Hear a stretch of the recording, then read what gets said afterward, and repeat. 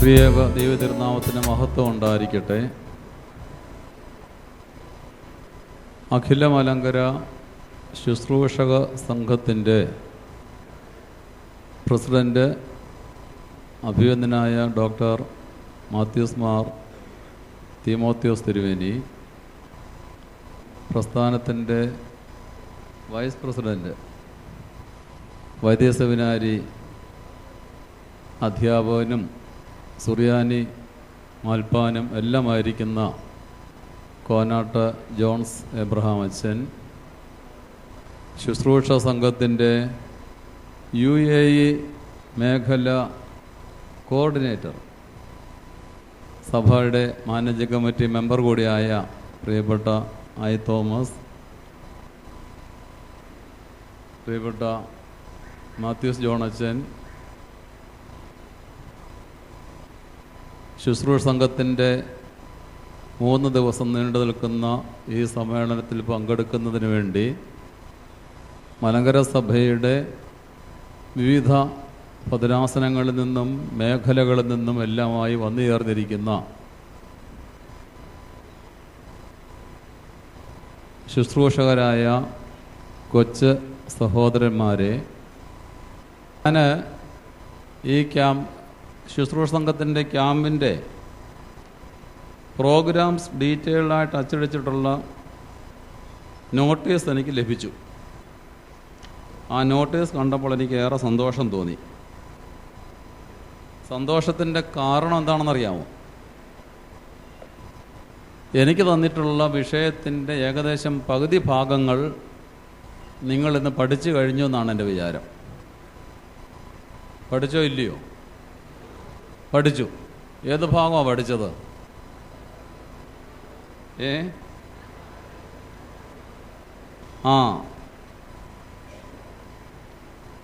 ആരാധനയിൽ ശുശ്രൂഷകരുടെ പങ്കും ശ്രദ്ധിക്കേണ്ട കാര്യങ്ങളുമെന്നാണ് എനിക്ക് തന്നിരിക്കുന്ന വിഷയം. പക്ഷെ ഉച്ചയ്ക്കത്തെ സെമിനാറിനകത്ത് ആരാ പഠിച്ചത്? മൗത്തുബേമാരെല്ലാവരും കൂടെ ചേർന്ന് ആരാധന ശുശ്രൂഷകരുടെ പങ്ക് എന്ന ഭാഗം പഠിച്ചു കഴിഞ്ഞു. വേറെ 4-5 ഭാഗങ്ങളൊക്കെ നിങ്ങൾ പഠിച്ചു. അതുകൊണ്ട് ഇനി ആ ഭാഗം ആവർത്തിക്കേണ്ടതുണ്ടോ? ഇല്ല. അല്ലെങ്കിൽ തന്നെയും എനിക്കറിയാം ഇപ്പോഴത്തെ നിങ്ങളുടെ പ്രധാന ചിന്ത എന്തായിരിക്കും. ഇപ്പോൾ നിങ്ങളുടെ മനസ്സിൽ ഏറ്റവും പ്രധാനമായൊരു ആഗ്രഹം പറയാമോ? എന്താ പറഞ്ഞേ? എനിക്കറിയാം. ആഗ്രഹം എനിക്കറിയാം. അതുകൊണ്ടാണ് ഞാൻ ചോദിച്ചത്.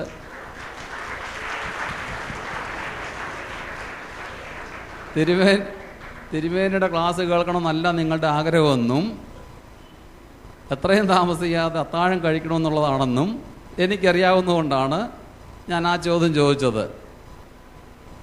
അപ്പോൾ നിങ്ങളുടെയൊക്കെ ഒരു പ്രാർത്ഥന ഇപ്പോഴുണ്ട്, എനിക്കറിയാം. നിങ്ങളെല്ലാവരും ഏക മനസ്സോടെ പ്രാർത്ഥിക്കുന്ന പ്രാർത്ഥന എന്തോന്ന് അറിയാമോ? ഏക മനസ്സോടുകൂടി ഇവിടെ ഇരിക്കുന്ന മുഴുവൻ പേരും പ്രാർത്ഥിക്കുന്ന ഒരു പ്രാർത്ഥനയുണ്ട് ഇപ്പോഴേ. തിരുമേനി ഈ ക്ലാസ് അധിക സമയം ദീർഘിപ്പിക്കരുതേ, ഇല്ലയോ?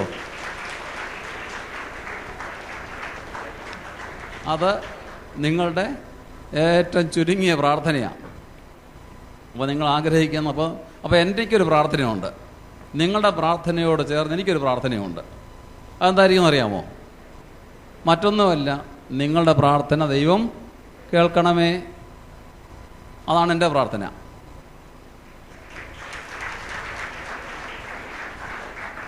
അപ്പം അങ്ങനെയെങ്കിൽ നമുക്കധികം ദീർഘിപ്പിക്കാതെ തന്നെ 15 മിനിറ്റ് ലേറ്റായിട്ട് ഞാൻ എത്തിയതെങ്കിലും 8 മണിക്ക് വരെ സമയമുണ്ട്. അതിന് മുമ്പായിട്ട് എനിക്ക് പറയാനുള്ള ചില കാര്യങ്ങളൊക്കെ ഞാൻ അങ്ങ് പറഞ്ഞ് അവസാനിപ്പിച്ചു കൊള്ളാം. നിങ്ങളുടെ പ്രാർത്ഥന ദൈവം കേൾക്കട്ടെ. 8 മണിക്ക് മുമ്പ് തന്നെ ഈ ക്ലാസ് അവസാനിക്കുന്നതിനും നിങ്ങൾക്ക് സമയത്ത് പോയി ആഹാരം കഴിക്കുന്നതിനൊക്കെ ഇടയാകട്ടെ. അപ്പോൾ എനിക്ക് തന്നിരിക്കുന്ന വിഷയം ആരാധനയിൽ ശുശ്രൂഷകരുടെ പങ്കും ശ്രദ്ധിക്കേണ്ട കാര്യങ്ങളും. ഇതുവരെ നടന്ന ക്ലാസ്സുകൾ എന്തെങ്കിലുമൊക്കെ നോട്ട്സ് എഴുതിയവരൊന്ന് കൈ ഉയർത്താമോ? എല്ലാവരും കൈ ഉയർന്നോ? ശരി. ഇനിയും എന്തെങ്കിലും നോട്ട്സ് കൂടെ എഴുതാൻ കൈ പേന പേപ്പറിന് അതിനകത്ത് ബാക്കി പേപ്പർ ഇനി ഉണ്ടോ? പേപ്പർ ഉണ്ടല്ലേ? എഴുതി തീർത്തില്ലയോ? തീർന്നിട്ടില്ല. ഒരു ഷീറ്റ് നിങ്ങൾ എഴുതിയിട്ടുണ്ട്. അത് എൻ്റെ ക്ലാസ് എഴുതാൻ വേണ്ടിയാണ്. നിങ്ങൾ തീർക്കാതെ വെച്ചിരിക്കുക. ശരി, എന്നാൽ ഈ വിഷയം കൂടെ ഒന്ന് എഴുതി വെച്ചാട്ടെ. ആരാധനയിൽ ശുശ്രൂഷകരുടെ പങ്കും ശ്രദ്ധിക്കേണ്ട കാര്യങ്ങളും. വിഷയം എഴുതിയല്ലോ? വിഷയം എഴുതി. വിഷയം എടുക്കുന്ന ആളിൻ്റെ പേരോട് വേണമെന്ന് എഴുതിക്കോ. പേരറിയാമല്ലോ? അറിയാം. ശരി.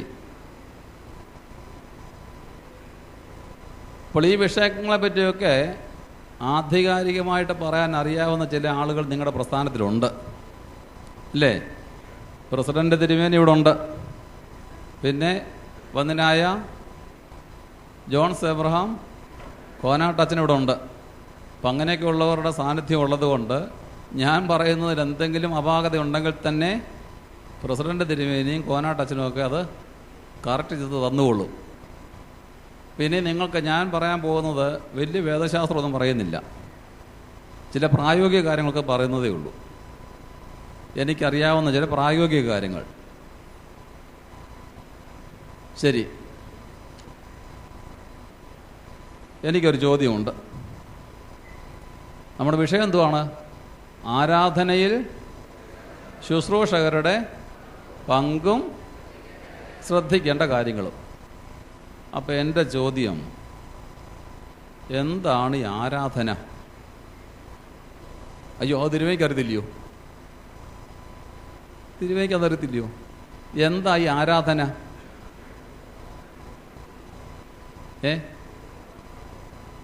ഏതെല്ലാം ആരാധനകൾ? ശുശ്രൂഷകരുടെ പങ്കാളിത്തമുള്ള ആരാധന ഏതാ?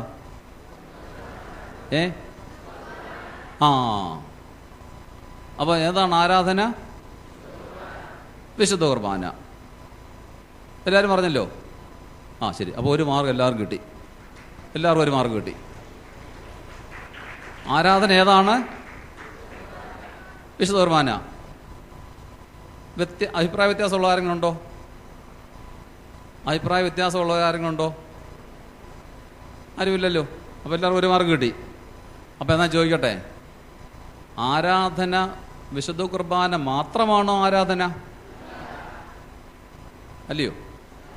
അപ്പോൾ നിങ്ങൾ പറഞ്ഞു വിശുദ്ധ കുർബാന ആരാധനയാണെന്ന് പറഞ്ഞു. വിശുദ്ധ കുർബാന മാത്രമാണോ ആരാധന? അല്ല. അപ്പം മുൻപോലത്തെ മാർഗം എങ്ങനെ ആയിപ്പോൾ? ഒന്നുകൂടായോ?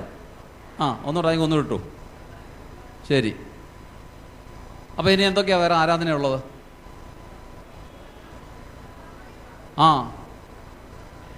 നമ്മൾ സാധാരണ പറയും 7 കൂദാശകളെന്ന് പറയും അല്ലേ? അപ്പോൾ കൂദാശകൾ ആരാധനയാണോ അല്ലയോ? കൂദാശകൾ ആരാധനയാണ്. കൂദാശകൾക്കുള്ളിൽ ഉൾപ്പെടുന്നതാണ് വിശുദ്ധ കുർബാനയും. നമ്മളതെടുത്ത് പറഞ്ഞു എന്ന് മാത്രമേ ഉള്ളൂ. അപ്പോൾ കൂദാശകൾ ആരാധനകളാണ്. നമ്മൾ സാധാരണ പറയുന്ന കൂദാശകൾ എന്ന് പറയുന്നത് എത്ര എണ്ണമാണ്? 7 എണ്ണം. ഏതൊക്കെയാ? മാമോദിസ, മൂറോനഭിഷേകം, വിശുദ്ധ കുർബാന, കുമ്പസാരം, വിവാഹം, പട്ടത്വം, രോഗികളുടെ തൈലാഭിഷേകം. അപ്പം ഞാൻ ചോദിച്ചോട്ടെ, നിങ്ങളൊക്കെ വീടില്ലയോ? നിങ്ങൾക്കൊക്കെ അടുത്ത സമയത്ത് വീട് പണിതവരൊക്കെ ആരുണ്ട്? അടുത്ത സമയത്ത് അങ്ങനെ വീട് പണിത് പൂർത്തിയാക്കിയവർ? കഴിഞ്ഞ വർഷം വീട് പണിതവർ ആരില്ലയോ? എന്നാൽ 2 വർഷം മുമ്പോട്ട് വീട് കൂദാശ ചെയ്തിട്ടുള്ളവരുണ്ടോ? നിങ്ങളുടെ വീട് കൂദാശ ചെയ്തിട്ടില്ലയോ? ഈ പറഞ്ഞ 7-നകത്ത് അത് വന്നില്ലല്ലോ. ഈ പറഞ്ഞ 7-നകത്ത് അത് വന്നായിരുന്നോ? നിങ്ങൾ പക്ഷേ വീട് ദോശ ചെയ്തിട്ടില്ലയോ? അച്ഛന്മാരെ വിളിച്ചേ. ഞാൻ കഴിഞ്ഞ ആഴ്ച പോയി വീട് ദോശ ചെയ്തു. എന്നെ പ്രത്യേകം ക്ഷണിച്ചു, തിരുവേനി വന്ന് വീട് ദോശ ചെയ്യണമെന്ന്. അപ്പോൾ അത് വീട് കൂദാശ ഒരു ആരാധനയാണോ അല്ലയോ? ആണു അല്ലേ? നിങ്ങൾ സ്കൂട്ടർ 2 വീലർ വാങ്ങിച്ചതുണ്ടോ? ബൈക്ക് ഏതാ? എന്തോ എക്സ്പ്ലോററോ? ഏതാ ഏറ്റവും സ്പീഡുള്ളത്? ഇന്ന് രാവിലെ ഞാൻ റാന്നിയിൽ നിന്നും കോട്ടയത്തിന് പോകുമ്പോൾ എൻ്റെ മുമ്പിൽ കണ്ടൊരു കാഴ്ച. എന്താണെന്നറിയാം, ഒരു യുവാവ് നല്ല സ്പീഡിൽ ബൈക്ക് വിട്ട് പോവാം, പക്ഷെ ഒരു വളവിൻ്റെ അവിടെ വന്നപ്പോൾ നമ്മൾ സാധാരണ പറയും തല കുത്തി താഴെ വീണു. മറ്റാരും ഒരു വാഹനം അവിടെ വന്നുമില്ല, ഒരു വാഹനം ഇടിച്ചുമില്ല, ഒരു മനുഷ്യരും ആരുമില്ല. അവൻ തന്നെ ബൈക്ക് വിട്ട് പോവാം. എൻ്റെ വാഹനം അതിന് പുറകിലാണ് വരുന്നത്. എന്തു പറ്റുമെന്നറിയാമോ? വളവിന് വന്നപ്പോൾ സ്പീഡ് വേണ്ടത്ര കുറച്ചില്ല. അപ്പോൾ നമ്മൾ പറയും നിയന്ത്രണം വിട്ടു. അടുത്തൊരു കുഴിയായിരുന്നു, ഞാൻ പറഞ്ഞു താഴെ കുഴിയുടെ അങ്ങനെ പോയിരുന്നെങ്കിൽ ഇച്ചിരൂടെ സംഭവിച്ചേ. എന്തായാലും റോഡിൽ തന്നെ വീണു. പിന്നെ പതുക്കെ കൈയൊക്കെ തുടങ്ങിയിട്ട് ആരും കണ്ടില്ലല്ലോ ഞാൻ എഴുന്നേറ്റ് പോകുന്നത് കണ്ടു. അപ്പോൾ നമ്മൾ വാഹനങ്ങൾ വാങ്ങിക്കുമ്പോൾ എന്തു ചെയ്യും? വാഹനങ്ങൾ കൂതാശ ചെയ്യും. ആദ്യം 7 പെട്ടോ? പെട്ടില്ലല്ലോ. അപ്പോൾ ഭവനങ്ങൾ കൂതാശ ചെയ്യും, വാഹനങ്ങൾ കൂതാശ ചെയ്യും. അത് ആരാധനയാണോ അല്ലയോ?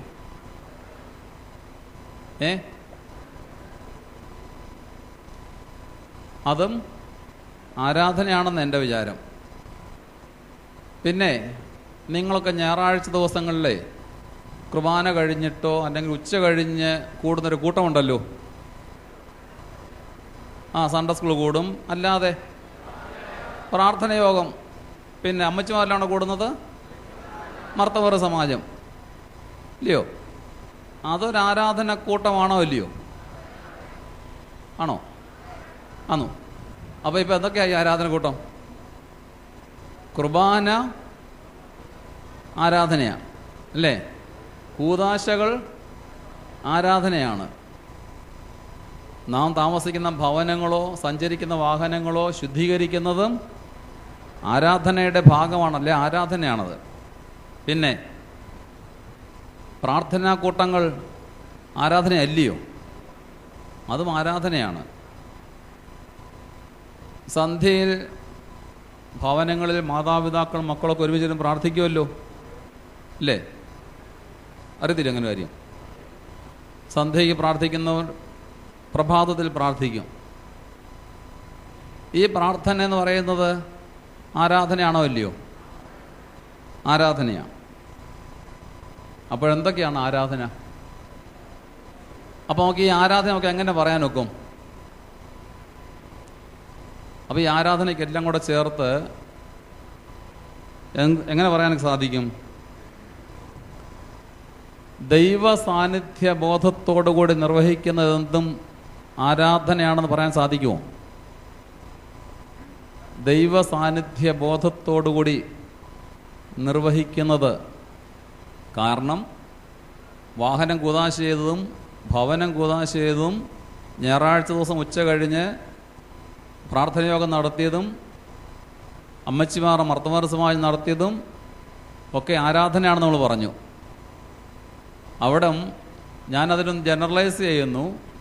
ദൈവ സാന്നിധ്യ ബോധത്തോടുകൂടി നിർവഹിക്കുന്നതൊക്കെ ആരാധനയാണ്. അതിൻ്റെ മറുവശം എന്താണെന്ന് ചോദിച്ചാൽ, നാം നിർവഹിക്കുന്ന കാര്യങ്ങളിൽ ദൈവ സാന്നിധ്യം അനുഭവിക്കുന്നതിനും ദൈവ സാന്നിധ്യ ബോധം ഇല്ല എങ്കിൽ അത് യഥാർത്ഥ ആരാധനയാണോ അല്ലയോ? ദൈവ സാന്നിധ്യ ചിന്തയില്ല, ദൈവ സാന്നിധ്യ ബോധമില്ല, നിൽക്കുന്ന ഇടം എവിടമാണെന്നുള്ള തിരിച്ചറിവും ഇല്ല, ഇല്ലാതെ നിർവഹിക്കുന്നത് ദൈവാരാധനയാണോ? എന്തായാലും പറയാത്തെ? നിങ്ങളെ ശുശ്രൂഷ സംഘമാണ് അല്ലേ? നിങ്ങൾ ആരാധനയിൽ പങ്കെടുക്കുന്നവരും ആരാധനയിൽ സഹായിക്കുന്നവരുമാണ്. അപ്പോൾ നിങ്ങൾ ആരാധന സഹായിക്കുകയും പങ്കെടുക്കുകയും ചെയ്യുമ്പോൾ അടിസ്ഥാനപരമായി നിങ്ങളുണ്ടായിരിക്കേണ്ട ചിന്ത എന്താണെന്ന് പറയാൻ വേണ്ടിയാണ് ഞാൻ ഈ ഭാഗം പറഞ്ഞു വന്നത്. നിങ്ങൾ പങ്കെടുക്കുന്ന ആരാധനയിൽ, നിങ്ങൾ പങ്കെടുക്കുന്ന ശുശ്രൂഷയിൽ, നിങ്ങൾ പങ്കെടുക്കുന്ന വിശുദ്ധ കുർബാനയിൽ ഈ പറഞ്ഞ അടിസ്ഥാന ചിന്ത, ദൈവ സാന്നിധ്യ ബോധം, ദൈവിക ആരാധന പങ്കെടുക്കുന്നു എന്നുള്ള ചിന്ത നിങ്ങൾക്ക് ഉണ്ടോ ഇല്ലയോ? ഉണ്ട് എങ്കിൽ അത് നമുക്ക് അനുഗ്രഹമായിരിക്കും. അതില്ല എങ്കിൽ വെറുതെ കുറേ സമയം നിൽക്കും. അവിടെ നിൽക്കുന്ന ആൾ കുറേ കഴിയുമ്പോൾ ഇടത്തെ കാല് ചരിഞ്ഞ് നിൽക്കും, പിന്നെ കുറേ കഴിയുമ്പോൾ വലതേ കാല് ചരിഞ്ഞ് നിൽക്കും, പിന്നെ ഭിത്തിയിൽ ചാരി നിൽക്കും, പുസ്തകം താഴെ വെക്കും, കൈ പിറകിൽ കെട്ടി നിൽക്കും, അടുത്ത് നിൽക്കുന്നവനെ ഞോണ്ടുന്നുള്ള വാക്കറിയത്തില്ലയോ? അങ്ങനെയാ പറയുന്നേ. ഞങ്ങളുടെ പറഞ്ഞ ഞോണ്ടുവെന്നാ പറയും. ഇങ്ങനെ ഇങ്ങനെ അങ്ങനെ തൊടുകാന്നോ? അങ്ങനെയല്ലേ പറയുന്നേ? വന്നു ശരി. അപ്പോൾ ഞാൻ പറഞ്ഞു ഞങ്ങളുടെ നാട്ടിലുള്ളതാണ് ആ വാക്ക്. അപ്പോൾ ഇത് നിൽക്കുന്ന ആരാ? ഇങ്ങനെ ചെയ്യുന്ന ആരാ? ഇങ്ങനെ ചേട്ടുള്ള കൈ ഉയർത്തിക്കാട്ടെ. ഈ പുസ്തകം കയ്യിൽ പിടിക്കാതെയും ശ്രദ്ധിക്കാതെയും ഒക്കെ നിന്നിട്ടുള്ള കൈ ഉയർത്താമോ? ആരുമില്ലല്ലേ? നല്ല കുട്ടികളാണ്. വേണ്ട, 1-2 പേരെ കൈ ഉയർത്തി. അപ്പം ആ കൈ ഉയർത്താൻ വേണ്ടി ഉയർത്തിയാന്നോ? അല്ല. അപ്പോൾ ഞാൻ പറഞ്ഞു വന്നത്, നാം ചെയ്യുന്ന കാര്യത്തിലും നിർവഹിക്കുന്ന കാര്യങ്ങളിൽ ദൈവസാന്നിധ്യ ബോധം നമുക്ക് ഉണ്ടായിരിക്കണം. എങ്കിൽ മാത്രമേ അത് യഥാർത്ഥത്തിൽ ആരാധനയ്ക്ക് കുറവൊന്നുമില്ല. നമ്മൾ അശ്രദ്ധയോടെ നിന്ന് വിചാരിച്ച ആരാധന അല്ലാതാകത്തില്ല. പക്ഷെ നമുക്ക് ഒരു ആരാധനയുടെ ആന്തരിക അനുഭവം ഉണ്ടാകണമെങ്കിൽ നമ്മൾ നിൽക്കുന്ന സ്ഥലം എവിടെയാണ്, എന്തിലാണ് സംബന്ധിക്കുന്നത്. നിങ്ങളൊക്കെ വിവാഹ കൂതാശയിൽ പോയി പങ്കെടുക്കും, ശവസംസ്കാര ശുശ്രൂഷയിൽ പങ്കെടുക്കും, മാമോദിസായിൽ പങ്കെടുക്കും, വ്യത്യസ്തങ്ങളായ കൂതാശകളിലും ആചാരങ്ങളൊക്കെ പങ്കെടുക്കുമ്പോൾ ഇത് നിങ്ങൾക്ക് ഈ ചിന്തയുണ്ടായിരിക്കണം. പള്ളികളിൽ സാധാരണ അച്ഛന്മാരൊക്കെ പറയും, ശുശ്രൂഷക്കാരൊക്കെ ശനിയാഴ്ച ദിവസം ഉച്ച കഴിഞ്ഞ് പള്ളിയിൽ വരണം. എന്തിനു വേണ്ടിയാ? അപ്പോഴേ നമുക്കറിയാം അച്ഛൻ എന്താണ്ട് പണി കണ്ടുപിടിച്ചിട്ടുണ്ടെന്ന്, ഇല്ലയോ? ശനിയാഴ്ച ദിവസം ഉച്ച കഴിഞ്ഞ് വരണമെന്ന് പറയുമ്പോഴേ അപ്പോഴേ അറിയാം അച്ഛൻ എന്താണ്ട് പണി കണ്ടുപിടിച്ചിട്ടുണ്ടെന്ന്. ഇല്ലയോ? അറിയത്തില്ലയോ? അപ്പോൾ അന്നേരം നമ്മളെന്ത് ചെയ്യും? നമ്മളൊരു പണി കണ്ടുപിടിക്കും, ട്യൂഷന് പോകും. അല്ലേ? നമ്മളൊരു പണി കണ്ടുപിടിക്കും, എന്ത്? ട്യൂഷന് പോകും, അല്ലെ വിരുന്ന് പോകും, പള്ളി ചെല്ലാതിരിക്കും. അങ്ങനെ ചെയ്തിട്ടുള്ളവരില്ലയോ? അപ്പം ഞാൻ ചോദിച്ചു വരുന്നത്, നമ്മളീ പറഞ്ഞ ആരാധന എന്ന് പറഞ്ഞതിൻ്റെ ഭാഗമായിട്ട് പള്ളിക്കുൾവശം വൃത്തിയാക്കുന്ന ഒരു ആരാധനയാണോ ഇല്ലയോ? പള്ളിയിലെ മെഴുകുതിരി ഒക്കെ വൃത്തിയാക്കി വെക്കുന്ന, മെഴുകുതിരി കാലുകൾ വൃത്തിയാക്കി വെക്കുന്ന ആരാധനയാണോ ഇല്ലയോ? ആണോ? വിശുദ്ധ കുർബാനയ്ക്കുള്ള അപ്പം അടിച്ചു കാച്ചുന്ന ആരാധനയാണോ ഇല്ലയോ? അപ്പം പറഞ്ഞു വന്നതിൻ്റെ ചുരുക്കം എന്താണെന്ന് ചോദിച്ചാൽ, നാം നിർവഹിക്കുന്ന കാര്യങ്ങളിൽ നമ്മുടെ മനസ്സിലുള്ള ചിന്ത എന്താണോ അതാണ് ഒരു പരിധിവരെയും നമുക്കൊരു ആരാധനാ ബോധം ഉളവാക്കി തരുന്നത്. അച്ഛൻ എന്നെ വിളിച്ചു, അച്ഛന് വേറെ ഒരു പണിയില്ല, ഞങ്ങളെ കഷ്ടപ്പെടുത്താനായിട്ട്, ഞങ്ങളെ കൊണ്ട് പള്ളിക്കകവും പള്ളി മുറ്റവും തൂപ്പിക്കാനായിട്ട് അച്ഛൻ വിളിച്ചു എന്ന് വിചാരിച്ച് പോയി ചെയ്താൽ വല്ല പ്രയോജനമുണ്ടോ? ഒരു പ്രയോജനമില്ല. എന്നാൽ ദൈവത്തിൻ്റെ ആലയമാണിത്. ദൈവത്തിൻ്റെ ആലയം വെടിപ്പാക്കുന്നത് എനിക്ക് അനുഗ്രഹത്തിന് മുഖാന്തരമാണ് എന്നുള്ള ചിന്തയോടുകൂടി അത് നിർവഹിക്കുന്നുവെങ്കിൽ അത് അനുഗ്രഹപ്രദമായിരിക്കും. അപ്പോൾ നാം പറഞ്ഞു, ആരാധനാ മനോഭാവത്തോടുകൂടി നിർവഹിക്കുന്ന കാര്യങ്ങളാണ്, അതേതും ആരാധനയാണ്. വിശുദ്ധ കുർബാനയെ സംബന്ധിക്കുന്നതും കൂതാശകളിൽ പങ്കെടുക്കുന്നതും ദേവാലയ മുറ്റം തൂക്കുന്നതും ദേവാലയത്തിൻ്റെ ഉൾവശം വൃത്തിയാക്കുന്നതും മെഴുകുതിരിക്കാലുകളും മണിയും ഒക്കെ വിശുദ്ധിയുമാക്കി വെക്കുന്നതും ക്രോണോസിൻ്റെ വിരികൾ നിവർത്തിടുന്നതും ചെലന്തി വരകൾ തുടച്ചു മാറ്റുന്നതും ഒക്കെ നമ്മുടെ ആരാധനാ ആലയത്തിൻ്റെ ഒരു ഭാഗം തന്നെയാണെന്ന് ചിന്തിക്കുന്ന ആളാണ് ഞാൻ. ശരി, ഇനി രണ്ടാമത്തെ ചോദ്യം, ആരാധനാലയം ഏതാണ്? ഒന്ന്, നമ്മൾ പറഞ്ഞു ആരാധന എന്താണെന്ന് പറഞ്ഞു. രണ്ട്, ഇനി ആരാധനാലയം ഏതാണ്? ആരാധനാലയം? പള്ളി. ശരി, എല്ലാവരും മാർക്ക് കിട്ടോ? ഓരോ മാർക്ക് കിട്ടോ? എല്ലാവർക്കും ഒരു മാർക്ക് കിട്ടി. ആരാധനാലയം പള്ളി. പള്ളി മാത്രമാണോ ആരാധനാലയം? ദേവാലയം പള്ളി. പള്ളി മാത്രമാണോ ആരാധനാലയം? അല്ല. പിന്നെ കുരിശടികളുണ്ടല്ലോ, പള്ളിക്ക് പല സ്ഥലങ്ങളിലെ കുരിശടികളില്ലേ? അത് ആരാധനാലയമാണോ? ആണോ? നിങ്ങൾ വസിക്കുന്ന പാർപ്പിടമുണ്ടല്ലോ, നിങ്ങളുടെ വീട്, നിങ്ങളുടെ ഭവനം, അതൊരു ആരാധനാലയമാണോ? അവിടെ പ്രാർത്ഥിക്കത്തില്ലയോ? രാവിലെ പ്രാർത്ഥിക്കും, വൈകിട്ട് പ്രാർത്ഥിക്കും, സാധിക്കുമെങ്കിൽ ഉച്ചയ്ക്ക് പ്രാർത്ഥിക്കും, വൈദികർ വീട്ടിൽ വരുമ്പോൾ പ്രാർത്ഥിക്കും, വീട് കൂദാശ ചെയ്യും, അവിടെ നിലവിളക്ക് കത്തിക്കും, അവിടെ ഒരു കുരിശ് വെച്ചിട്ടുണ്ടാകും പല ഭവനങ്ങളിലും. അപ്പോൾ ഇതൊരു ആരാധനാലയമാണോ ഇല്ലയോ? നിങ്ങൾ വസിക്കുന്ന പാർപ്പിടങ്ങൾ, നിങ്ങളുടെ ഭവനങ്ങൾ, പ്രത്യേക ആരാധനാലയമുണ്ട്. പള്ളികൾ അതിൻ്റെ പ്രാധാന്യം കുറയ്ക്കാനല്ലേ പറഞ്ഞത്.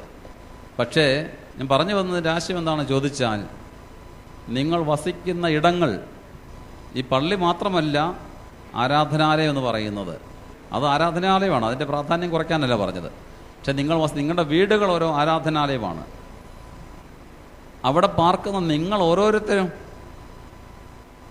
നമ്മെപ്പറ്റി എന്താ പരിശുദ്ധ പൗലോസ് എന്താ പറയുന്നേ? നിങ്ങൾ ദൈവത്തിൻ്റെ മന്ദിരമെന്നും ദൈവത്തിൻ്റെ ആത്മാവ് നിങ്ങളിൽ വസിക്കുന്നുവെന്നും അറിയുന്നില്ലയോ? ദൈവത്തിൻ്റെ മന്ദിരം നശിപ്പിക്കുന്നവനെ ദൈവം നശിപ്പിക്കും. ഇപ്പം മന്ദിരം എന്നുള്ള വാക്കൊക്കെ നമ്മളൊക്കെ അത്ര പിടിയിടത്തില്ല. വീടെന്ന് പറഞ്ഞു, നിങ്ങൾ ദൈവത്തിൻ്റെ വീടാണ്. ഈ നിൽക്കുന്നതൊരു വീടാണ്. ഈ വീട്ടിനുള്ളിൽ ദൈവത്തിൻ്റെ ആത്മാവ് പാർക്കുന്നു, ഇതിനുള്ളിലുണ്ട്, നിങ്ങൾ ഓരോരുത്തരിലും ഉണ്ട്. അപ്പോൾ ഒരു വീട്ടിൽ ആരൊക്കെ ഉണ്ട്? പപ്പായുണ്ട്, മമ്മിയുണ്ട്, പിന്നെ നിങ്ങളുടെ ചേട്ടനുണ്ട്, അല്ലെങ്കിൽ നിങ്ങളുടെ ചേച്ചിയുണ്ട്, അല്ലെങ്കിൽ നിങ്ങളുടെ അനിയനുണ്ട്, അല്ലെ അനുജത്തിയുണ്ട്. അപ്പോൾ നിങ്ങൾ 2 പേരോ 3 പേരോ 4 പേരോ 5 പേരൊക്കെ ഉണ്ട്. അപ്പോൾ ഇങ്ങനെ 4-5 പേര് ഇവ ഓരോരുത്തരും എന്തൊക്കെയാണ്? ഈ ഓരോരുത്തരും ഓരോ ദൈവത്തിൻ്റെ വസിക്കുന്ന മന്ദിരമാണ്, വീടുകളാണ്. ഇങ്ങനെയുള്ള 5 പേര് കൂടി താമസിക്കുന്ന ഇടമാണ് ഒരു വീട്. അപ്പോൾ അതൊരു ആരാധനാലയമാണോ ഇല്ലയോ? ആണ്, അല്ലേ? അപ്പോൾ നിങ്ങൾ വസിക്കുന്ന ആരാധന എന്താണ് നമ്മൾ കണ്ടു? ആരാധനാലയം. നമ്മൾ ഓരോരുത്തരും ഓരോ ആരാധന ആലയമാണ്. അതുകൊണ്ടാണ് പറയുന്നത്, നിങ്ങൾ ഈ മന്ദിരത്തെ സൂക്ഷിക്കണം. എങ്ങനെ സൂക്ഷിക്കണം? ഒരു പള്ളി എങ്ങനെ സൂക്ഷിക്കുന്നുവോ അതുപോലെ നാം നമ്മെ തന്നെ സൂക്ഷിക്കണം. നമ്മളുടെ വേഷവിധാനം, മദ്ബഹായിൽ പ്രവേശിക്കുന്നവരുടെ വേഷവിധാനം എങ്ങനെ ആയിരിക്കണം? അത് പള്ളിയിൽ പോകുമ്പോൾ മാത്രമല്ല, അല്ലാത്തപ്പോഴായാലും അവരുടെ വേഷവിധാനമാണെങ്കിലും ഹെയർ സ്റ്റൈലുണ്ടല്ലോ. ഇപ്പം മധുവായി ചെന്ന് കയറി നോക്കിയാൽ എന്തൊക്കെ സ്റ്റൈലാണ് ഉള്ളത്? ഹെയർ സ്റ്റൈല് ഓരോരുത്തരും പറഞ്ഞ ഒത്തിരി പേരുകളാവും. എനിക്ക് വലിയ പിടിയൊന്നുമില്ല, എനിക്കൊരു സ്റ്റൈലേ ഉള്ളൂ, ഇതിനകത്തുണ്ടത്.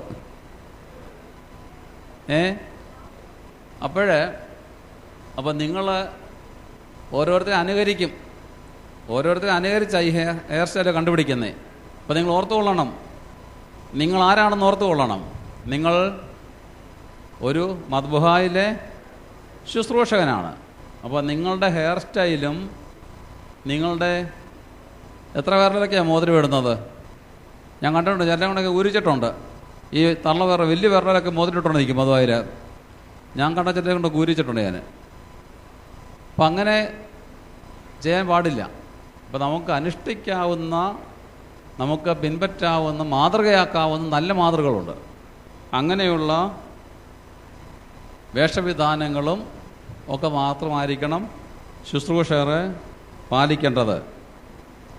അപ്പോൾ ആരാധനാലയം എന്ന് പറയുന്നത്, ദേവാലയം, പള്ളി, അത് ആരാധനാലയമാണ്. കുരിശടികൾ ആരാധനാലയമാണ്. നിങ്ങൾ വസിക്കുന്ന നിങ്ങളുടെ വീടുകൾ ഒരു ചെറിയ ആരാധനാലയമാണ്. നാം ഓരോരുത്തരും, നിങ്ങൾ ഓരോരുത്തരും ഒരു ആരാധനാലയമാണ്. ആരാധനയിൽ ശുശ്രൂഷകൻ്റെ പങ്കും എന്തുവാ, നമ്മുടെ സബ്ജക്റ്റ് എന്തുവായിരുന്നു? ശ്രദ്ധിക്കേണ്ട കാര്യങ്ങളും. ഇനിയും അടുത്ത ഒരു ഭാഗം, ആരാധനയുടെ അടിസ്ഥാന ഘടകങ്ങൾ. നിങ്ങൾക്കറിയാം അല്ലേ? ആരാധനയുടെ അടിസ്ഥാന ഘടകങ്ങൾ എഴുതിയോ? എഴുതിയൊരു കൈ ഉയർത്തിക്കാട്ടെ. എഴുതിക്കൊണ്ടിരിക്കുക, ഉയർത്താനൊക്കത്തില്ലല്ലേ? എന്നാൽ എഴുതാത്തവർ കൈ ഉയർത്താമല്ലോ. എഴുതാതെ വെറുതെ ഇരിക്കുന്ന ഒത്തിരി പേരുണ്ട് ഇവിടെ, അവർക്ക് കൈ ഉയർത്താൻ പ്രയാസമില്ലല്ലോ. എഴുതി കഴിഞ്ഞു, ശരി. ആരാധനയുടെ അടിസ്ഥാന ഘടകങ്ങളെന്ന് പറഞ്ഞത് ഞാൻ ഒത്തിരി കാര്യങ്ങളെ കുറേശ്ശെയല്ല, ചില കാര്യം പറയാം. പ്രധാനമായിട്ടും 3 കാര്യങ്ങൾ നമുക്ക് കാണാമല്ലോ. എന്താ പ്രധാനമായിട്ട് കാണുന്നത്? ആരാധനയ്ക്കൊരു പ്രധാന കാർമ്മികൻ ഉണ്ടാകും അല്ലേ? അത് ബ്രാക്കറ്റ് നമുക്ക് പുരോഹിതൻ എന്ന് എഴുതാം. ആരാധനയിൽ ഒരു പ്രധാന കാർമ്മികൻ ഉണ്ടാകും. ഒരു പള്ളിയുടെ ആരാധന നമ്മൾ നോക്കുകയാണെങ്കിൽ പള്ളിയിൽ ഒരു പുരോഹിതനുണ്ട്. ഒന്നിൽ കൂടുതൽ പേര് കാർമ്മികത്വം വഹിക്കുന്ന ആരാധനയുണ്ട്. അതേപ്പറ്റി ഞാൻ പറയുന്നത്, ഒരാളുള്ള ഒരു അന്തരീക്ഷം നോക്കിക്കാട്ടെ. ഒരു വിശുദ്ധ കുർബാനയ്ക്ക് ഒരു പ്രധാന കാർമ്മികൻ ഇൻ ബ്രാക്കറ്റ് പുരോഹിതൻ. പിന്നെ പ്രധാന കാർമ്മികനെ ആരാധനയിൽ സഹായിക്കുന്നവരുണ്ട്, ഉണ്ടല്ലോ. കാർമ്മികനെ ആരാധനയിൽ സഹായിക്കുന്നവർ, അവരാണ് ആര്? ശുശ്രൂഷകർ. അപ്പം അത് ആരാധനയുടെ രണ്ടാമത്തെ ഘടകം. ഇനി ഒരു ഭാഗം കൂടെ ഉണ്ട്. ആരാധനയിൽ പങ്കെടുക്കുന്നവർ, അവർക്ക് വിശ്വാസികളുടെ സമൂഹം എന്ന് പേര് കൊടുക്കാം. അപ്പോൾ ഏത് ആരാധനയിലും ഇങ്ങനെ 3 ഘടകങ്ങളുണ്ടാകും. ഒരു പ്രധാന കാർമ്മികൻ, പുരോഹിതനുണ്ടാകും. രണ്ടാമതായിട്ട് കാർമ്മികനെ സഹായിക്കുന്നവരുണ്ടാകും, ശുശ്രൂഷകർ ഇൻ ബ്രാക്കറ്റ്. മൂന്നാമതായിട്ട് ശുശ്രൂഷയിൽ പങ്കെടുക്കുന്നവർ, ആരാധനയിൽ പങ്കെടുക്കുന്നവർ, അവരാണ് വിശ്വാസികളുടെ സംഘം. എങ്കിൽ ഇനി എൻ്റെ ചോദ്യം, ഈ 3 കൂട്ടർ പറഞ്ഞല്ലോ. ആരൊക്കെ പറഞ്ഞേ? കാർമ്മികൻ, സഹായികൾ, വിശ്വാസികൾ, പങ്കെടുക്കുന്നവർ. ഈ 3 കൂട്ടരിൽ ആരാണ് ഏറ്റവും പ്രധാനപ്പെട്ട ആൾ? എന്തോ? കാർമ്മികൻ ഏറ്റവും പ്രധാനപ്പെട്ട ആൾ അല്ലേ? അത് കഴിഞ്ഞ സ്ഥാനം ആർക്കാം? എന്തോ? സഹായിക്കാം. അടുത്ത കഴിഞ്ഞ സ്ഥാനം ആർക്കാം? വിശ്വാസികൾക്കാം. അപ്പം ഈ കാർമ്മികൻ മാത്രം വിചാരിച്ചാൽ ആരാധന ഭംഗിയായി പൂർത്തീകരിക്കാൻ ഒക്കുമോ? ഇല്ലേ? പിന്നെ ആരോട് വിചാരിക്കണം? അപ്പം ആരാ വരുത്? നിങ്ങൾ പറഞ്ഞു കാർമ്മികനാ പ്രധാന ആളെന്ന് പറഞ്ഞു. ഞാൻ ചോദിക്കുന്നു, കാർമ്മികൻ മാത്രം വിചാരിച്ചാൽ ആരാധന ഭംഗിയായി പൂർത്തീകരിക്കാൻ ഒക്കുമോ? അപ്പം ആരോടുണ്ടാകണം? ശുശ്രൂഷൻ കൂടെ വേണം. അപ്പം ശുശ്രൂഷനാണോ കാർമ്മികനാണോ പ്രധാനം? കൂടുതൽ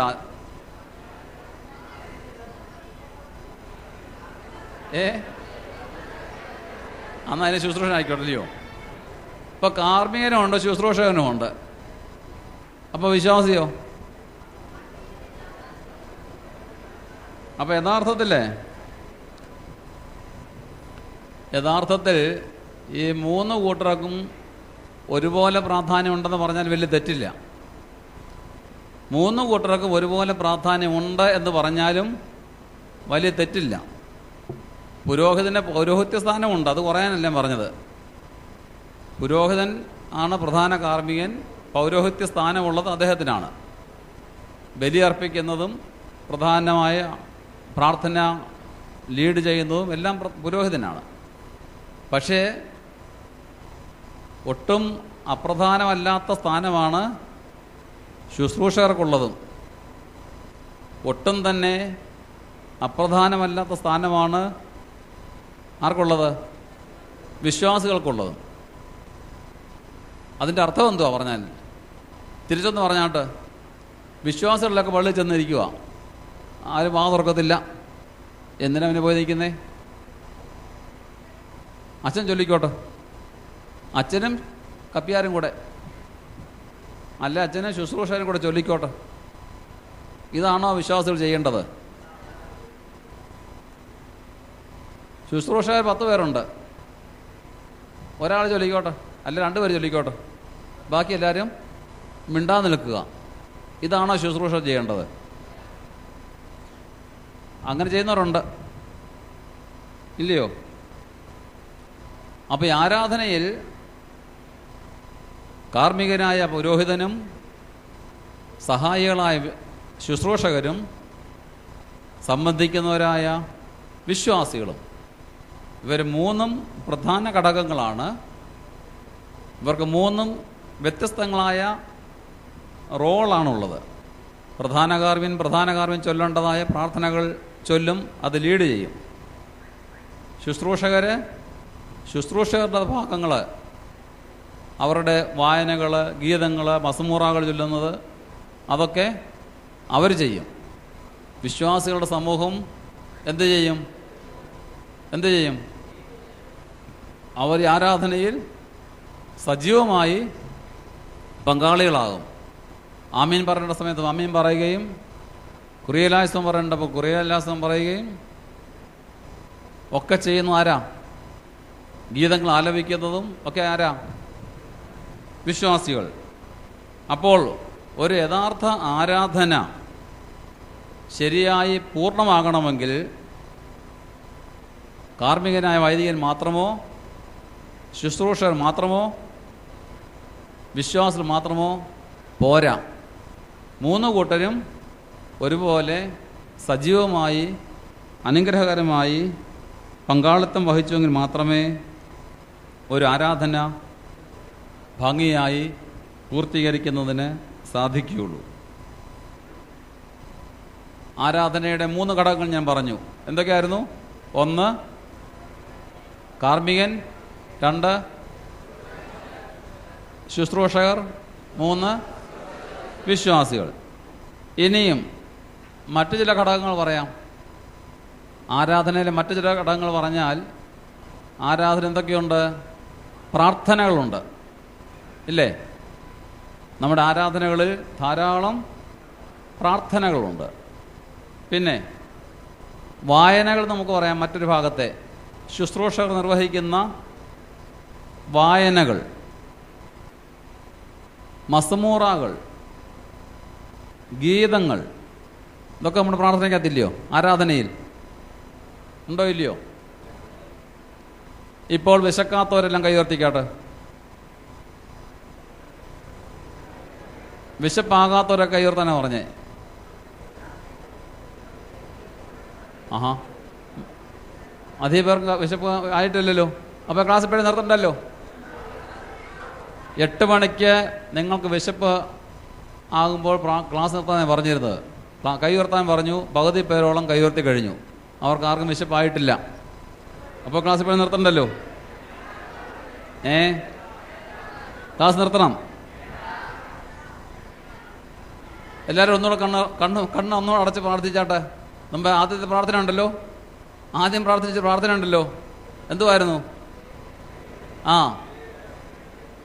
തിരുവേലി വേഗത്തിൽ ക്ലാസ് അവസാനിപ്പിക്കണമെന്ന്, ഇല്ലയോ? ഇതിനെ പ്രാർത്ഥിച്ചോ ഒന്നും കൂടെ? ശരി. അപ്പോൾ ആരാധനയുടെ ഘടകങ്ങൾ എന്തൊക്കെയായിരുന്നു? 1 പുരോഹിതൻ, 2 ശുശ്രൂഷകർ, 3 വിശ്വാസികൾ. മറ്റൊരു ഭാഗം 1 പ്രാർത്ഥനകളുണ്ട്, വായനകളുണ്ട്, മസ്മൂറാകളുണ്ട്, ഗീതങ്ങളുണ്ട്, ഇതെല്ലാം ഉണ്ട്. അപ്പോൾ പ്രാർത്ഥനകളൊക്കെ പ്രധാനമായിട്ടും ആര് ചൊല്ലുമെന്ന് പറയാം നമുക്ക്? പ്രധാന കാർമ്മികൻ, പുരോഹിതൻ പ്രാർത്ഥനകളൊക്കെ നിർവഹിക്കുന്നു. ശുശ്രൂഷകർ എന്താ ചെയ്യുന്നേ? വായനകൾ, അല്ലേ? വേദപുസ്തക വായന, നമ്മൾ പറയും ഇടവായന എന്ന് പറയും. കുർബാനയ്ക്കിടയ്ക്കുള്ള ശുശ്രൂഷകർ ചെയ്യേണ്ട വായനകൾ. പിന്നെ മസമൂറാകൾ വായിക്കും, പിന്നെ ഗീതങ്ങൾ ചൊല്ലും. ഇതൊക്കെ ശുശ്രൂഷകരും ചെയ്യും, വിശ്വാസികളും ചേർന്ന് ചെയ്യും. അപ്പോൾ ഇത് ഒരുമിച്ച് ചേർന്ന് പോകണം. ഈ ശുശ്രൂഷകരും വിശ്വാസികളും വൈദികരും ഒരുമിച്ച് സജീവമായി പങ്കെടുത്ത് ഒരുമിച്ച് ചേർന്ന് പോകുമ്പോഴാണ് ആരാധന ഭക്തി നിർഭരമാകുന്നത്, ആരാധന അർത്ഥവത്താകുന്നത്. അതുകൊണ്ട് ഞാൻ അവസാനിപ്പിക്കാം. ഇനിയും 2 കാര്യങ്ങളൂടെ പറയാനുള്ളൂ. ഈ ആരാധനയിൽ ശുശ്രൂഷകരുടെ പങ്ക്, നിങ്ങളുടെ ഉത്തരവാദിത്വം.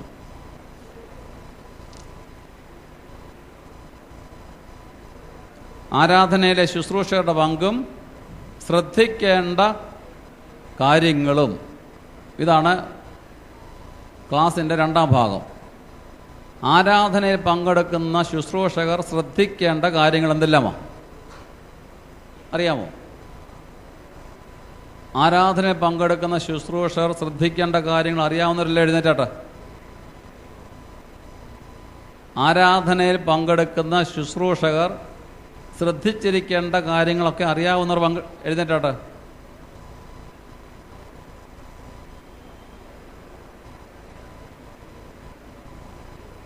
ശുശ്രൂഷകർ ശ്രദ്ധിക്കേണ്ട കാര്യങ്ങൾ ആർക്കും അറിയത്തില്ലല്ലോ. ബാബു സാറേ, ക്യാമ്പ് ഒരാഴ്ചയെങ്കിലും നീട്ടണം, ഇത് പഠിപ്പിച്ചിട്ടാണ് ഇവരെ വിടാനായിട്ട്. എന്നാൽ ഒരു കാര്യം ചെയ്യ്, ഇരുന്നാട്ടെ. ആരാധന പങ്കെടുക്കുന്ന ശുശ്രൂഷകർ അറിഞ്ഞിരിക്കേണ്ട കാര്യം അറിയാത്തവരൊക്കെ എഴുന്നേറ്റാട്ടെ. ഇനി ഒരു ശുശ്രൂഷകന് അറിഞ്ഞിരിക്കേണ്ട കാര്യങ്ങളൊക്കെ അറിയാൻ മേലാത്ത അവരൊക്കെ എഴുന്നേറ്റാട്ടെ.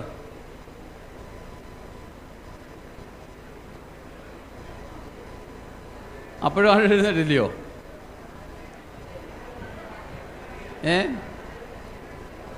അറിയാവുന്നവർ എഴുന്നേക്കാൻ പറഞ്ഞപ്പോഴും ആരും എഴുന്നേറ്റില്ല. അറിയാൻ വയ്യാത്തവരും എഴുന്നേക്കാൻ പറഞ്ഞപ്പോഴും ആരും എഴുന്നേറ്റിട്ടില്ല. അപ്പം അതിൻ്റെ അർത്ഥം എന്തുവാ? കുറച്ചറിയാം അല്ലേ? ഞങ്ങൾ അത്ര മണ്ടന്മാരൊന്നുമല്ല,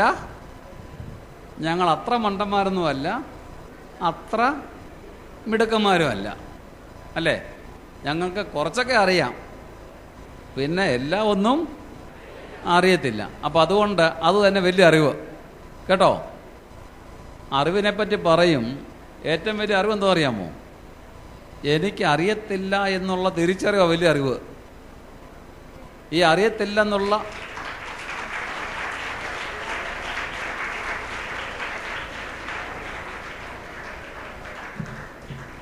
നിങ്ങൾ ഇത്രയും പേര് വന്നതിന് സന്തോഷമുണ്ട്. എന്താ അറിയാമോ? എനിക്ക് അറിയത്തില്ല എന്നുള്ളത് കൊണ്ടല്ലേ അത് അറിയാൻ ആഗ്രഹിക്കുന്നേ. അറിയാത്ത കാര്യങ്ങൾ അറിയാനാണ് നമ്മളൊക്കെ ആഗ്രഹിക്കുന്നത്.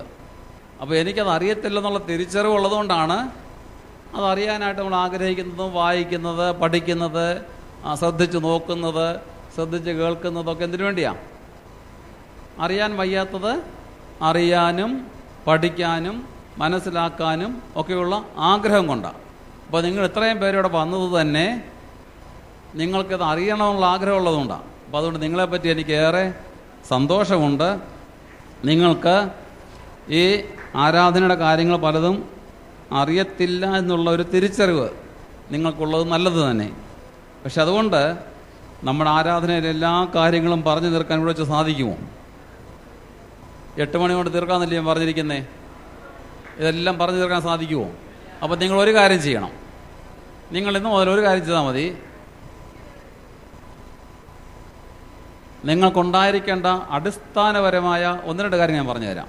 ഞാൻ ആദ്യം പറഞ്ഞു, നിങ്ങൾ ഞായറാഴ്ച ദിവസങ്ങളിൽ ആരാധന പങ്കെടുക്കുമ്പോൾ, അല്ലെങ്കിൽ വിശുദ്ധ കുർബാന പറഞ്ഞല്ലോ, ആരാധന ഏതൊക്കെയാണെന്ന് പറഞ്ഞു. കുർബാന മാത്രമാണോ ആരാധന? അല്ല. വിവാഹോപദേശ മാത്രമാണോ ആരാധന?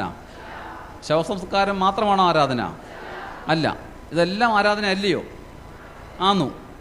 അപ്പോൾ നിങ്ങൾക്കുണ്ടായിരിക്കേണ്ട ഒരു ക്വാളിറ്റി, ഒരു ഗുണം ഞാൻ പറഞ്ഞു തരാം.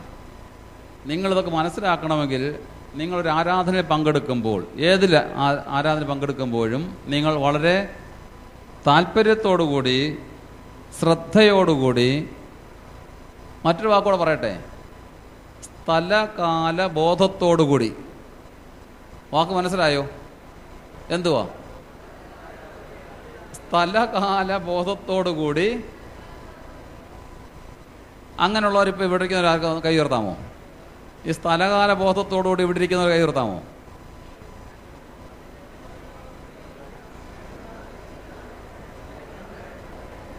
പലർക്കും ഇപ്പോഴും സംശയമുണ്ട്. ഇവിടെ ഇരിക്കുന്ന നമുക്ക് തന്നെ സ്ഥലകാല ബോധത്തോടു കൂടിയാണോ ഇരിക്കുന്നതെന്ന്. ഇരിക്കുന്ന സ്ഥലം എവിടാ അറിയാമോ? അറിയാം. എവിടാ? പരുമലപ്പള്ളിയിലെ ചാപ്പലിലാണ് ഇരിക്കുന്നത്. അപ്പോൾ സ്ഥലത്തെപ്പറ്റി നമുക്കറിയാം. പിന്നെ കാലം, ഏത് കാലമായത്? എന്തോ കഷ്ടകാലം. ഇത് വേനൽക്കാലമാണ്. പിന്നെ സന്ധ്യാസമയമാണ്, അതും കാലമാണ്, സന്ധ്യാകാലമാണ്. പിന്നെ ഇതൊരു കഷ്ടകാലവുമാണ്. അല്ലേ? നിങ്ങൾക്ക് അങ്ങനെ തോന്നുന്നില്ല? നിങ്ങൾക്ക് ആർക്കും അങ്ങനെ തോന്നുന്നില്ല? എന്തായാലും ഈ ക്യാമ്പിന് വന്നതൊരു കഷ്ടകാലമായി പോകാൻ തോന്നുന്നവരുണ്ടോ? ഇല്ല. ക്യാമ്പിന് വന്നത് പ്രയോജനപ്പെട്ടെന്ന് തോന്നുന്നുണ്ടോ? ഉണ്ട്. എങ്ങനെയൊക്കെയാണ് പ്രയോജനപ്പെടുന്നത്? ഓർത്തുകൊള്ളണം. നിങ്ങളിപ്പോൾ വന്നിരിക്കുന്നത്, ശ്രദ്ധിക്കുക, നിങ്ങളീ വന്നിരിക്കുന്നത് മലങ്കര സഭയുടെ വിവിധ ഭദ്രാസനങ്ങളിൽ നിന്ന്, വിവിധ ഇടവകകളിൽ നിന്ന്. ഒരു പള്ളിയിൽ എത്ര പേര് കാണും ഇവിടെ? 1 2 പേരേ ഉള്ളൂ, അല്ലെ 3 പേര് കാണും. 6 പേരുള്ളതുണ്ട്. ശരി, നല്ലത് തന്നെ. ഇപ്പം പറഞ്ഞു വന്നത്, നിങ്ങളൊക്കെ ഇവിടുന്ന് ഓരോ പള്ളികളിലേക്ക് ചെല്ലുമ്പോൾ നിങ്ങൾക്ക് ലഭിച്ച ഇവിടെ നിന്ന് ലഭിച്ച കുറേ കാര്യങ്ങളൊക്കെ ഉണ്ടല്ലോ. നിങ്ങളുടെ ശുശ്രൂഷകരെ വിളിച്ചു കൂട്ടണം. നിങ്ങളുടെ ഇടവകയിലെ ശുശ്രൂഷകരെല്ലാം കൂടെ നിങ്ങൾ വിളിച്ചു കൂട്ടണം. വിളിച്ചു കൂട്ടിയിട്ട് 1 2 3 ദിവസമായിട്ട് മതി, ഒറ്റ ദിവസം പറഞ്ഞു തീർക്കണ്ട. ഇവിടെ പഠിച്ച ക്ലാസ്സുകൾ, ഓരോ ദിവസത്തെ ക്ലാസ്സുകൾ നിങ്ങളുടെ നോട്ട് വെച്ചുകൊണ്ട് നിങ്ങൾ അവർക്ക് പറഞ്ഞു കൊടുക്കണം. പറഞ്ഞു കൊടുക്കുമ്പോൾ എന്താ പറയാൻ അറിയാമോ? നിങ്ങൾ പറഞ്ഞു കൊടുക്കുമ്പോൾ നിങ്ങൾ കേട്ട ക്ലാസ്സുകൾ നിങ്ങൾക്ക് വീണ്ടും ഓർക്കുന്നതിന്, മറ്റുള്ളവർക്ക് ഇത് പറഞ്ഞു കൊടുക്കുന്നതിന് അവർക്കും അപ്പോൾ താല്പര്യം തോന്നും അടുത്ത കോൺഫറൻസിൽ ഇതുപോലെ വന്ന് പങ്കെടുക്കണമെന്ന്. അപ്പോൾ അതിനുവേണ്ടി നിങ്ങൾ ചെയ്യണം ഈ കാര്യങ്ങളൊക്കെ.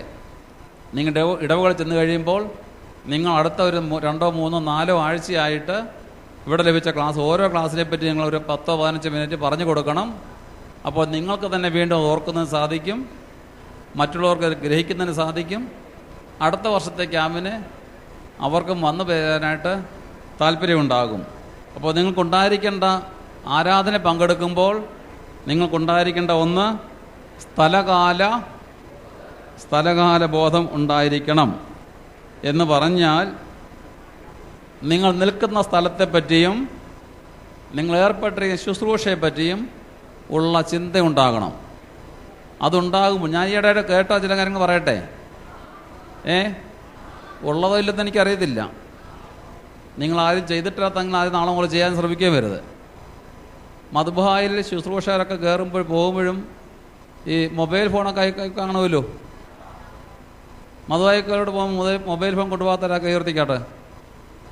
എല്ലാം വീട്ടിൽ വെച്ചിട്ടാണ് പോകുന്നത്. നല്ല കാര്യം. മൊബൈലില്ല. നല്ല കാര്യം. അപ്പോൾ ഞാൻ ബാക്കി പറയുന്നില്ല ഇനി. പക്ഷേ മൊബൈലുള്ളവരൊക്കെ അവിടെ ഇരുന്നുകൊണ്ട് സുഹൃത്തുക്കൾക്കൊക്കെ SMS അയക്കുന്ന പറയും കേട്ടോണ്ട്. നിങ്ങളാരും ചെയ്തില്ലല്ലോ അങ്ങനെ. അങ്ങനെ ഞാൻ അങ്ങനെ ഒരു കാര്യം പറഞ്ഞിട്ടുമില്ല. നിങ്ങളാരും കേട്ടിട്ടുമില്ല. നിങ്ങളാരും അങ്ങനെ ചെയ്യത്തുമില്ല. ശരി, അപ്പോൾ നമുക്കെന്നാൽ സുല്ല് അങ്ങനല്ലേ പറയുന്നതിന്. അപ്പോൾ നിങ്ങളാരും മൊബൈൽ ഫോണ് ആവശ്യമില്ലാതെ, അത് ആരാധന മാത്രമൊന്നും വിചാരിക്കണ്ട, അല്ലാത്തപ്പോഴും. ആരാധന മാത്രമല്ല, അല്ലാത്തപ്പോഴാണെങ്കിലും മലങ്കര സഭയുടെ മദ്ബഹായിലെ ശുശ്രൂഷകരായ ആൺകുട്ടികൾ മൊബൈൽ ഫോണ് ആവശ്യമില്ലാതെ ഉപയോഗിക്കുകയില്ല.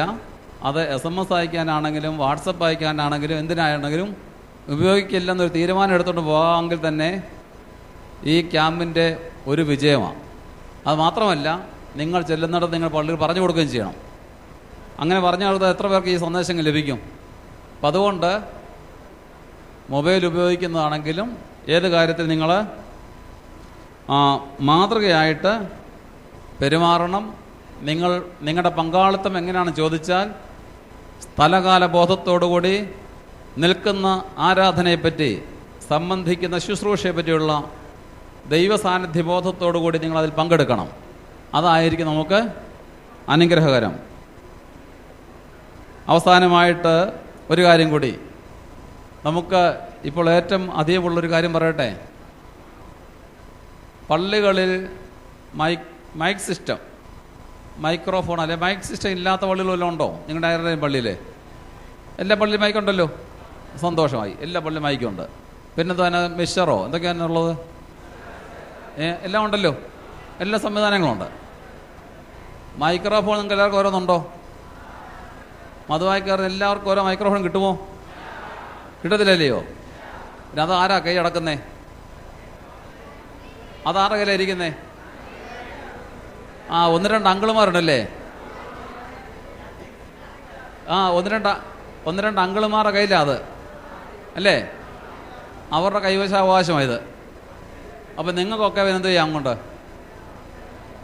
നിങ്ങൾക്ക് വിടാതെ മതിയല്ലോ. അവരെങ്ങനെ ഒരു ഏകാംഗമായിട്ട് പാടിക്കൊണ്ടിരിക്കും. ഈ ഒന്ന് രണ്ട് അങ്കിളുമാരുടെ സ്ഥിരം പാട്ടും അവരുടെ സ്ഥിരം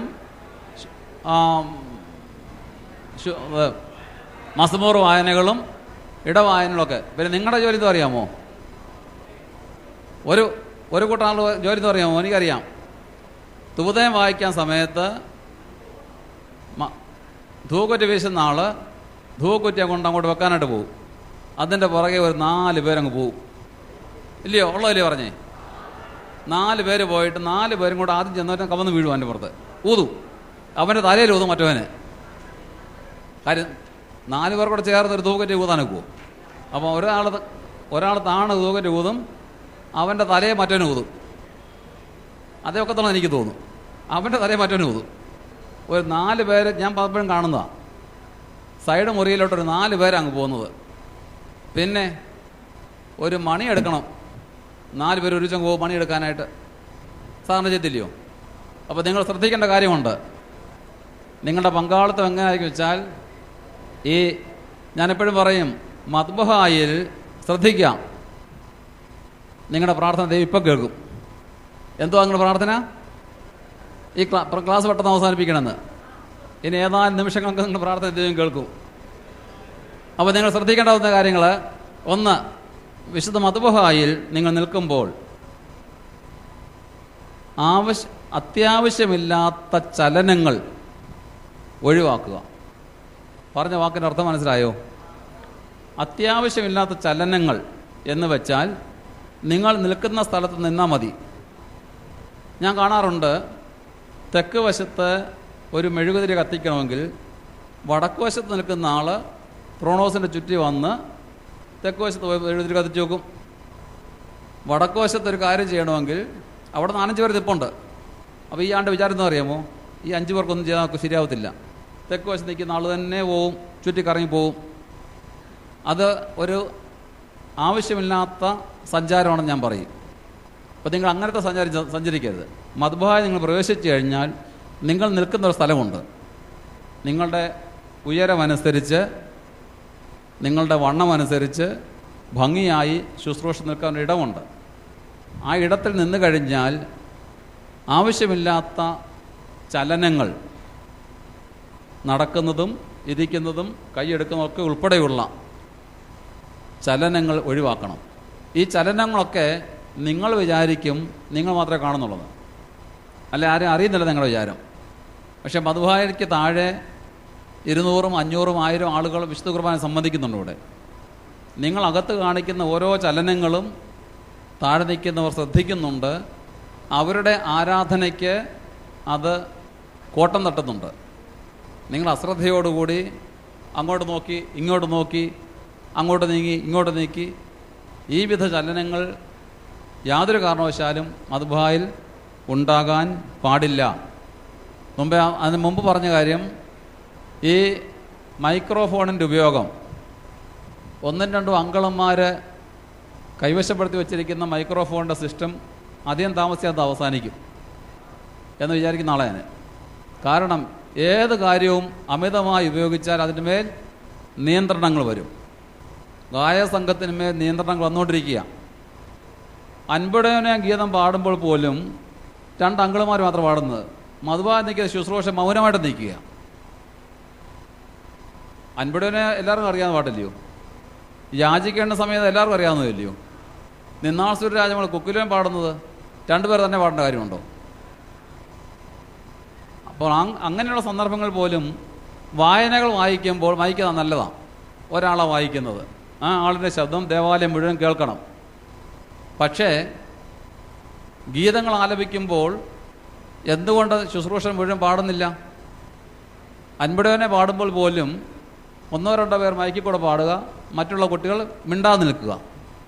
കാര്യം അവരുടെ വിചാരം എന്താ അറിയാമോ? ഞാൻ പാടി ആരും കേൾക്കാനില്ലല്ലോ. ഈ 2 അങ്കിളുമാരെ പാട്ട കേൾക്കുന്നില്ല. താഴെ ഇത് തന്നെ ഗതി. താഴെ 1-2 ആൺകുട്ടി പെൺകുട്ടി കൂടെ ഈ മൈക്കിൽ കൂടി പാടിക്കൊണ്ടിരിക്കും. പാടിക്കൊണ്ടിരുന്ന പിന്നെ ബാക്കി 200-500 ഉള്ള മുഴുവൻ ആളുകളും വാ തുറക്കുകയില്ല. അവരുടെ വിചാരം എന്താ അറിയാമോ? ഞങ്ങൾ പാടിയിട്ടതിന് ആവശ്യം എന്തുവാ? ഇവർ പാടിക്കൊള്ളൂ, ഗായക സംഘം പാടിക്കൊള്ളുമല്ലോ. അതുകൊണ്ട് ആ പ്രവണത ഒഴിവാക്കിയിട്ട് ഇങ്ങനെയുള്ള ഗീതങ്ങൾ ആലപിക്കുന്ന സന്ദർഭങ്ങളിൽ മുഴുവൻ ആരാധക സമൂഹം മുഴുവനും നന്നായി പാടത്തക്ക വിധത്തിലുള്ള ക്രമീകരണം ഉണ്ടാകേണ്ടത് ആവശ്യമാണ്. നിങ്ങളുടെയൊക്കെ ദേവാലയങ്ങളിൽ നിങ്ങൾ മധുവായിൽ പ്രവേശിക്കുമ്പോൾ ഇനി 1-2 അങ്കിളന്മാരുടെ കയ്യിൽ ഫോൺ മൈക്ക് ഉണ്ടെങ്കിലെങ്കിലും നിങ്ങൾ നന്നായിട്ട് സംഘമായി നിന്നുകൊണ്ട് മധുവായിലുള്ളവർ ഒരുമിച്ച് ഗീതങ്ങൾ ആലപിക്കുകയും മറ്റുള്ളവർ ആലപിക്കുകയും ചെയ്യുന്ന നമ്മുടെ പഴയ രീതിയുണ്ട്. അത് നിങ്ങൾ പിൻപറ്റണം. ആരാധനയിൽ ശുശ്രൂഷകരുടെ പങ്കും ശ്രദ്ധിക്കേണ്ട കാര്യങ്ങളെന്നുള്ള ക്ലാസ്സിനെ പറ്റി ചുരുങ്ങിയ ചിന്തയിൽ വന്ന ചില കാര്യങ്ങളൊക്കെ നിങ്ങൾ പങ്കിട്ട് മാത്രം നിങ്ങൾക്കത് പ്രയോജനപ്പെട്ട് കാണുമെന്ന് ഞാൻ കരുതുന്നു. നിങ്ങൾ കേട്ടിട്ടില്ലാത്ത ഒന്നും കാര്യങ്ങൾ ഞാൻ പറഞ്ഞിട്ടില്ല. എന്തായാലും നിങ്ങളുടെ എല്ലാവരും സജീവമായിട്ട് ശ്രദ്ധിച്ച് ഈ ക്ലാസ്സിൽ പങ്കെടുത്തു. നിങ്ങളുടെ ശ്രദ്ധയ്ക്ക് പ്രത്യേകം നന്ദി അറിയിക്കുന്നു. ദൈവം നിങ്ങളുടെ പ്രാർത്ഥന കേട്ടു. എൻ്റെ ക്ലാസ് സമാപിച്ചിരിക്കുന്നു. ദൈവം നിങ്ങളെ അനുഗ്രഹിക്കട്ടെ.